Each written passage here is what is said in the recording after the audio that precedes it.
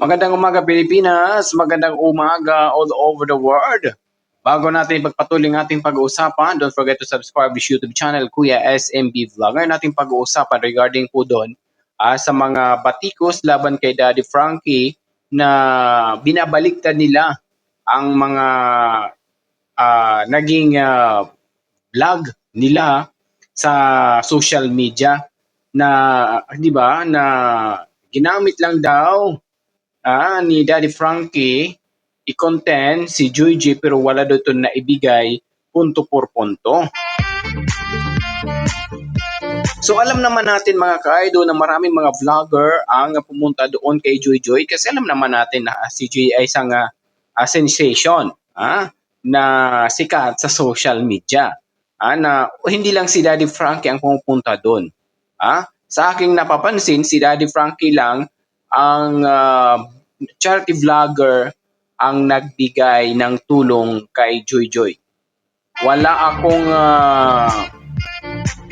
akong nakitang ibang charity vlogger na pumunta doon kay Joy Joy. Even si Joy Joy kinontent nila pero wala man lang binigay. Siguro binigay 20 pesos.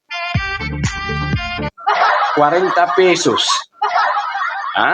Alam naman natin si Joy Joy na hingi ng piso, pambili daw ng bigas. Ayun ang lagi ng kanyang sinasabi. But wag yun naman na ibaliktarin ang sitwasyon mga ka-idol na si Daddy Frankie ay walang naibigay. So, tingnan natin ngayon. Ngayon, nasa burol ni Joy Joy, may vlogger ba na pumunta doon na tumulong kay Joy Joy? Na si Joy Joy nangangailangan ng tulong? Nasaan ang mga vlogger na ginamit lang si Joy Joy na may content at makilala ang kanilang channel? Nang nakilala ang kanilang channel, true, sa pangalan ni Joy Joy, nasaan na sila ngayon? Na ngayon na ang pang-ayan, ngayon sila kailangan ni Joy Joy. Look at you now. Daddy Frankie lang ang pumunta doon sa pamilya ni Joy Joy. Wala bang naibigay si Daddy Frankie? Lahat inako ni Daddy Frankie. Kaya kung ano man ang mga kabulastugan na ginawa ng mga ibang vlogger na ginagamit lang yung bata, huwag naman na isali si Daddy Frankie. Kasi si Daddy Frankie, lihitihimong legit na tumutulong sa mga taong nangailangan ng tulong. Kasi mahirap man din po mga ka-idol na gagawa natin ng kwento ng mga nonsense issue ang isang tao na wala namang ganung gawi. May tao tuloy na ganun ang gawi, hindi niyo ini-issue. Saan doon ang hustisya? Kayo talaga mga, sabi pa mga inotel. Wag namang ganun. Si Daddy Frankie, ginagawa niya ang best niya. Mahirap naman kung iakuin ng Daddy Frankie actually ang lahat-lahat. Kung anong kaya ni Daddy Frankie maibigay tulong kay Joy Joy, sapat na. Wag nang humirit pa. Kasi hindi lang si Joy ang tinutulungan ni Daddy Frankie. Marami po. But alam naman natin na nagkaroon ng content si Daddy Frankie noon how many years ago na ini-content niya si Joy Joy. So, syempre, nabalitaan niya na namatay na pala ang bata, agad-agad hindi na siya nag-atubili pa. Agad niya pinuntahan ng pamilya. Doon ikinuwento ng magulang ni Joy Joy ang nangyari. So, hindi agad na-rescue si Joy Joy nang nalaglag. Siguro doon nadali ang buhay ni Joy Joy. Sabi pa ng kanyang nanay, malaki ang sugat ang natamo ni Joy Joy. Maraming dugo ang naagas. Siguro doon ang naging dahilan kung bakit isang oras mga ka-idol, matagal po yun. Matagal. Siguro yun ang naging dahilan kung bakit doon binawian ng bata ng buhay. Punto por punto. May tumulong ba? May nag-rescue ba? Ayun ang ano doon. Yun ang pinakamahirap, no, sa lipunan, na instead na kailangan ng rescue, na wala tatuloy magre-rescue sa mga ganong sitwasyon, sa mga incident na pangyayari. Siguro naglalaro yung bata, tapos siya lang mag-isa, nalaglag, walang nakakalam, may nakakita pero isang isang oras na, naglabay kung sa Bisaya. Ayun ang pinakamahirap. Uulitin ko po, wag niyo namang ipukol kay Daddy Frankie yung kapabayaan ng iba dyan. Yes, kung pag-uusapan natin kapabayaan, yes, nandun yung point, yung ibig nanay, the family of Joy Joy, may kapabayaan din dito. Alright. Kasi hindi nila namin yun na-monitor. Minomonitor ka nga nung yung kanyang anak. Parang aking obserbasyon, parang umaasa na lang din yung pamilya kay Joy Joy. Na ganung way, even ng nanay. Dapat ang nanay nga dapat dyan mag-monitor kasi sa malaking naging papel ni Joy Joy sa kanilang pangangailangan araw-araw. Parang si Joy Joy na naghahanap buhay tuloy para sa kanila. Ito panay anak lang tuloy. Ewan ko anong trabaho ang asawa. Yun ang pinakamahirap. Instead na ang magulang mag-monitor kay Joy Joy kasi si Joy Joy under niya ng monitor, kailangan niya may mag-alalay dahil alam naman natin may sakit, na mga ganung pang-attitude, ganung level na pang-iisip, kailangan talaga dyan may guardian na laging magsubaybay kay Joy Joy, pero nasaan ang pamilya? Nasaan? Wala silang pakialam. Yung po doon ang kakulangan ng magulang. Tapos ngayon, iiyak-iyak sila na may nangyari. Kung hindi namatay si Joy Joy, hindi iiyak. So wag kayong umiyak. Iyakan nyo yung ginagawa nyo, yung pagkakamali, kakulangan ninyo sa inyong anak. Kasi sa aking napapansin, sa aking obserbasyon lang, mga ka-idol, parang lahat na lang inaasa kay Joy Joy, pangarap pagkain, lahat na lang. Hindi po yung tama. Huwag niyong iasa sa bata. Alam niyo na, nandun yung point na alam niyo na maraming nakakilala kay Joy Joy. Pero huwag niyo naman iasa sa bata. Even yung obligasyon po ninyo, ibibigay niyo sa bata punto por punto. Tuloy yung bata, yun lang lagi namin mention, pahingi piso, pambili ng bigas, mantika, di ba yung mga ganun? Kasi yun ang napapansin niya sa bahay nila na wala sila. Yun ang kailangan nila para sila makakain araw-araw. Ganun lang po doon mga ka-idol. So very worst talaga nangyari kay Joy Joy na sobrang bata pa at the age of 21 if I'm not mistaken, na sobrang bata pa po na binawian siya ng buhay sa kapabayaan na magulang. Alright? Na hindi nila na monitor ng maayos punto por punto. Ngayon, yung mga vlogger na ginamit si Joy Joy, nasaan na kayo ngayon? Nasaan na kayo? Kailangan kayo ni Joy Joy. Bakit hindi kayo nagpapakita? Bakit hindi kayo nagpapakita? Nabuti lang kayo kung si Joy yung gamitin nyo. Laging viral yung mga videos nyo. Nagbibigay bakit kay Joy Joy? Parang hindi ata. Mabuti pa si Daddy Frankie. Huwag niyong ilihis ang pangugal ng ibang vlogger kay Daddy Frankie. Kasi si Daddy Frankie lang ang vlogger na binalikan si Joy Joy. Na walang patumpik-tumpik. Urada. Again, sa mga bago, so don't forget to subscribe my YouTube channel, Kuya SMB Vlog na malaom-laom. Actually, gusto ko mag-live kaya lang ko, hinang signal. Upload na lang, gawing premiere. Ganun lang po dun mga ka-idol. Kung sinong dapat sisihin ang nangyari kay Joy Joy ngayon ay walang iba kundi ang magulang niya. Magulang niya. Yun pong katotohanan po doon. Swerte nyo, na swerte ng magulang ni Joy Joy na may katulad kay Daddy Frankie. na kahit anong ibalita mo sa kanya, kahit anong ipukul mo sa kanya, pero yung konsensya niya at awa nandun, ah, di ba? Inako niya ang iba. Punto por punto. Yung mga vlogger na kinontent si Joy Joy, na nag-viral, na nakilalang channel, naging maraming followers, subscribers. O nasaan kayo? Di ba? Yan ang mahirap. Kung sino man nag-post ng ganong post na hindi na makatarungan para kay Daddy, wag mong i-mention ang pangalan. Ang pangalan mo sana dito, hindi Daddy Frankie. Kung sino man ang netizen na nag-post, ulitin ko po, sabi pa nga niya, matapos si content at pagkakitaan, ito dapat i-content yung mga ibang vlogger. Ni Daddy Frankie, si Joy Joy noon, wala man lang pakialam at tulong si Joy Joy na natanggap. Punto por punto. According sa isang netizen. Uy, noon nga unang araw pa lang ng pagbablog ni Daddy Frankie, binigyan agad ng isang sakong grocery si Joy Joy, bigyan ng pera. Uy, wag kayong ganyan.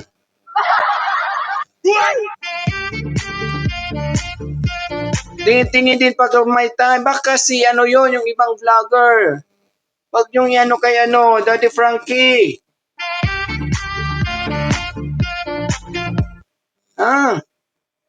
Kasi tahimik lang yung tao eh. Seryoso sa kanyang mga ginagawang pagtulong. Bakit kung ano man ang mga kinakaayawan nyo dito sa social media, huwag nyo idamay si Daddy Frankie. Huwag nyo idamay. Kung ano nangyari kay Joy Joy, huwag nyo idamay si Daddy Frankie. Wala mo siya ng kinalaman doon. Hindi naman siya naging suspect. Ang dapat maging suspect yan, yung kapabayaan ng magulang, dapat yung magulang maging suspect ng pagkamatay ng maaga ng bata, punto por punto. Ganon lang po doon. Tumulong na nga yung tao. Inako na nga ang lahat. Ganyan pangugali ang inaano nyo kay Daddy Frankie. Mahiya naman kayo sa lalamunan ninyo. Diba?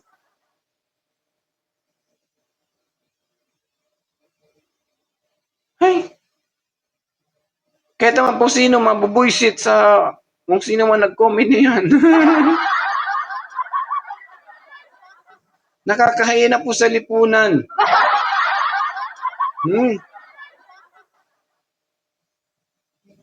Laging tandaan, si Daddy Frankie lang pong charity vlogger ang walang issue punto por punto about sa mga anik-anik ng kanyang ginagawa. Unang-una, bakit?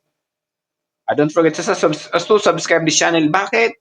Kasi nakikita ng mga sponsor na sinseridad at may malasakit si Daddy Frankie sa kanyang mga ginagawa at buong-buo ang tiwala ng iba dahil walang issue na pinupukol kay Daddy Frankie.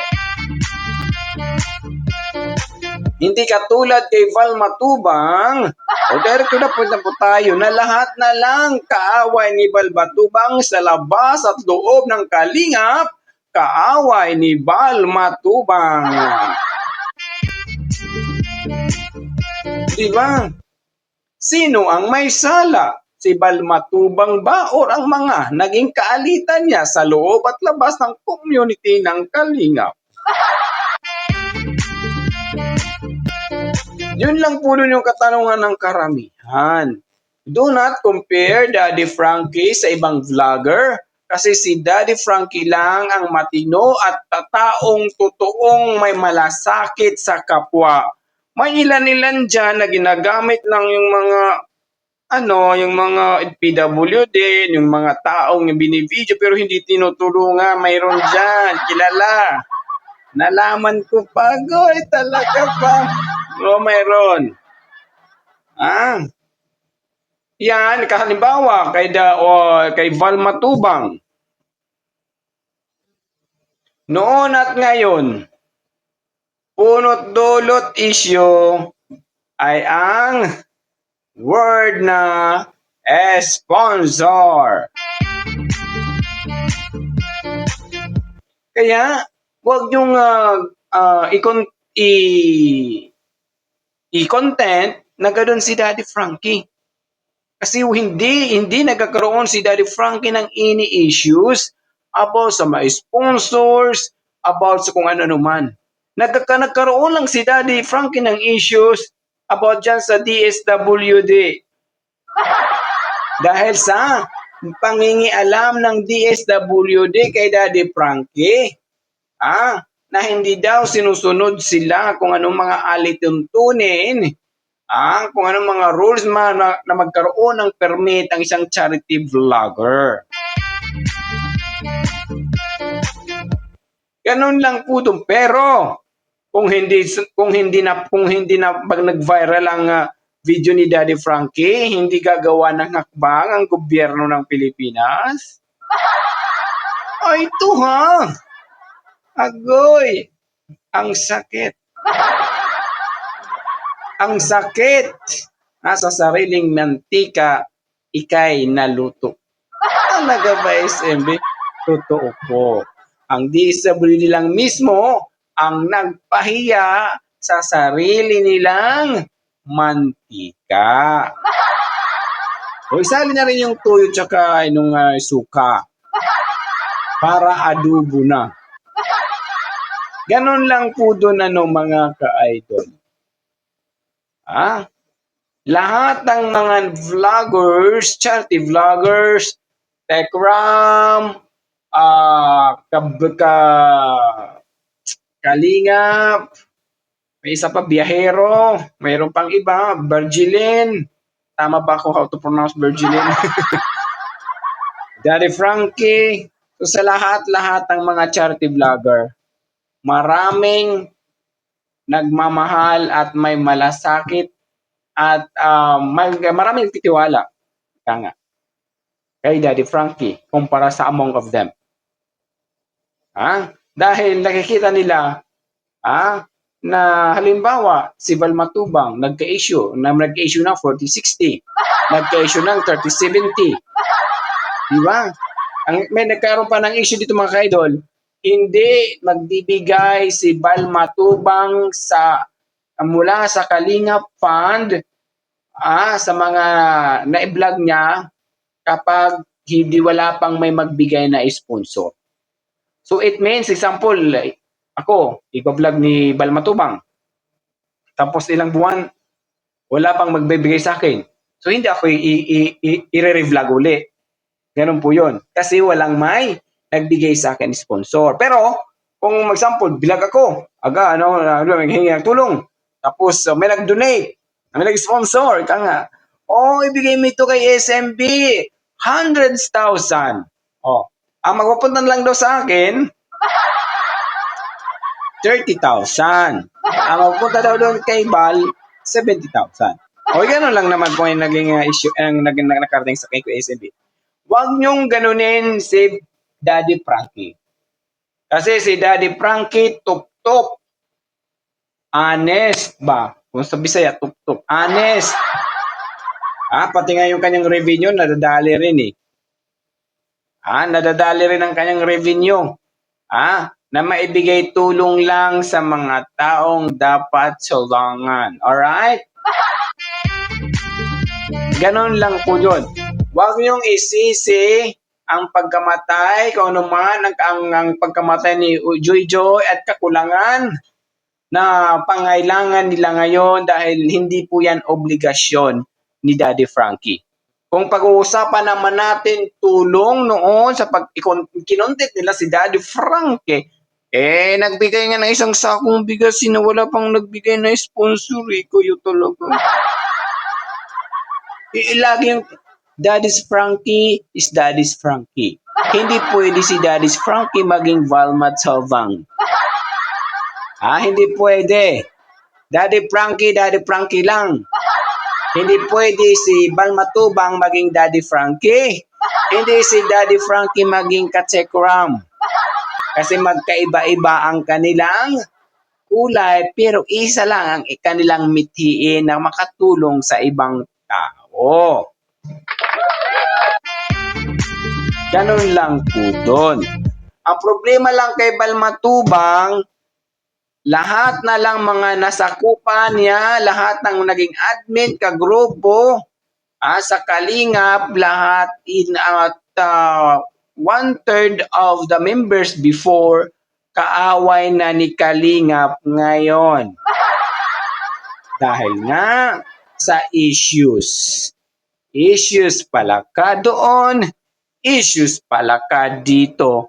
At lalong lumalala dahil pinapatulan ito punto por punto. Ganon lang po doon mga ka-idol. Huwag niyong ilihis sa lahat. Doon lang po tayo sa katotohanan. Doon lang po tayo sa katotohanan. Kung hindi namatay si Joy Joy, hindi kayo mag-message ng ganon? Dapat, hindi lang dapat ang ano sa'yo dyan, yung sa inom nagpositin na to, dapat do not put the name of Daddy Frankie kasi marami namang vlogger na pumunta doon eh. Okay? Pero si Mama, pakinig ka. Si Daddy Frankie lang ang nagbigay tulong kay Joy Joy Baka ibig sabihin mo yung pabahay, gagawing bahay ni sila? Unang-una, hindi masyado nag-focus si Daddy Frankie. Siguro doon, opinion ni Kuya SB, dahil nga may mga vlogger na pumupunta kay Joy Joy. Baka naman expect naman ni Daddy Frankie na may tumulong kang Joy Joy. Alright? Na mga vloggers. Pero, kung yung pinag-uusapan mo about tattoo, tinulungan man din naman po. Kaya wag halala kang karapatan magsalita na hindi ka sure, kung ano ang naging resulta ng views sa kanilang pagko-content ni Daddy Frankie. Alright? At least ang ang laging nakasama si Joy sa video ni Daddy Frankie, may binigyan naman din po ng financial si Joy. Hindi katulad ng ibang vlogger. Binigyan siya ng isang sakong bigas, groceries, kung ano-ano pa. Pati itlog ni Bandam, binigay na lang. Yung ilang tray bang itlog ni Bandam, di ba may dadala si Bandam ng itlog? Ilang tray yun, dalawa ba, isa? Medyo para pa sa SMB talaga at manonood. Parang isang tray ata. So, yun po. Kaya kayo, wag yung agad maghusga ng tao na hindi kayo kasigurado, walang kasiguraduhan. Pero kung noon, kung nag-focus si Daddy Frankie kay Joy Joy na walang ibang vlogger na pumunta kay Joy, siguro napabahayan na po si Joy Joy. Punto por punto. Or else, Joy Joy, kinuha mo na sa family pero hindi malabo na pumayag ang pamilya ni Joy Joy na pumunta sa shelter ni Daddy Frankie. Unang-una, kasi alam naman natin na si Joy Joy lang naman ang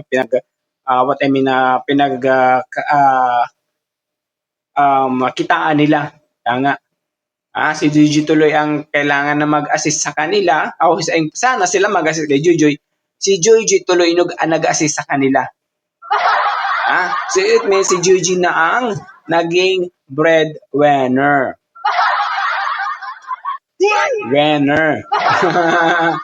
Si Joy na naging breadwinner na malaom-laom.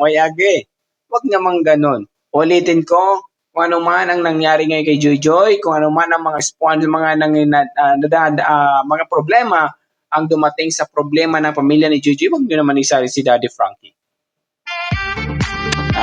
Unang-una, kung tumulong si Daddy Frankie, na madipindi po yan sa kanya.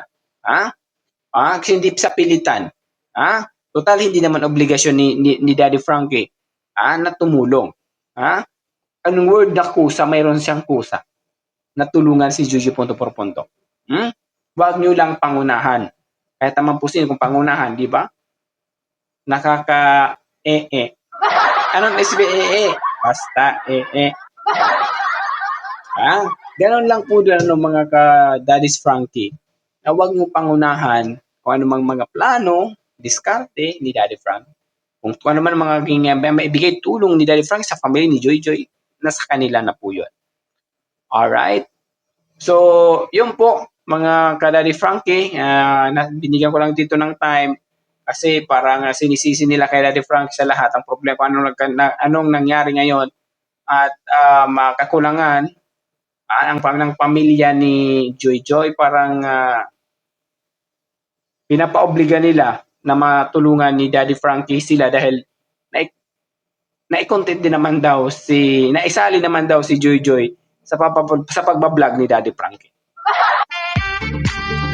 So ayun, walang sapayan po yun doon. Kahit mawala man siya sa video, nandun man yun, pero nakilala man ni Daddy Frankie, bibigyan po kayo ng tulong, punto por punto. Hindi kayo papabayaan. Hanggat hindi mailibing si Joy Joy ng maayos, punto por punto, lalo pinangunahan ito ni Daddy Frankie. Anyway, hanggang dito na lang muna tayo mga kaidol sa mga bagong pasok. Please don't forget to subscribe sa YouTube channel ko, yung SME Vlog. Hanggang sa muli, God bless. Mabuhay po kayong lahat. Love you all.